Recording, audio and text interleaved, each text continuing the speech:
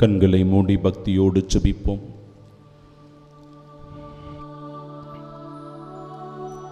கானானிய பெண்ணின்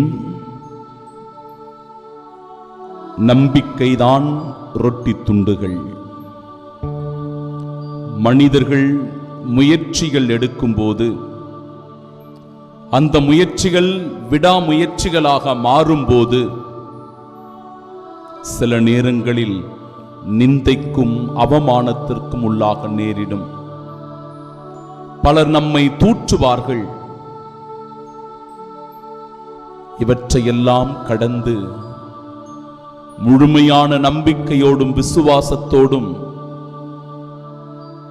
தொடர்ந்து இலக்கை நோக்கி நாம் பயணித்துக் கொண்டே இருந்தால் வெற்றி நிச்சயம் என்பதுதான் கானானிய பெண்ணினுடைய வாழ்க்கை இன்று நமக்கு தருகின்ற பாடம். ஆண்டவரே, என் குடும்பத்தின் வளர்ச்சிக்காக இந்த முயற்சிகளை நான் மேற்கொள்ளுகிறேன், என்னுடைய முயற்சிகளை ஆசிர்வதியும் என்று சொல்லி வேண்டி ஜெபிப்போம். என்னுடைய மகன் திருமணத்திற்கான முயற்சிகளை செய்து கொண்டிருக்கிறேன். நல்ல வரன் அமைய ஆண்டவரே உம்மிடத்திலே ஒப்பு கொடுக்கிறேன் என்று சொல்லி ஜெபிப்போம்.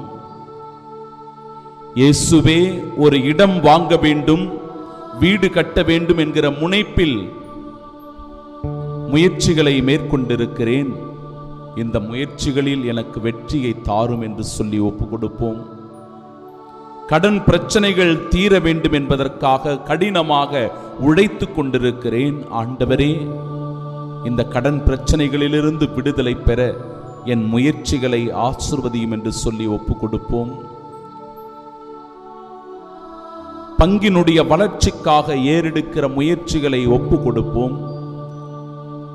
அந்த முயற்சிகளை எல்லாம் ஆண்டவர் வெற்றியடைய செய்யக்கூடிய ஆசீர்வாதத்தை தந்தருளும்படியாக ஜெபிப்போம்.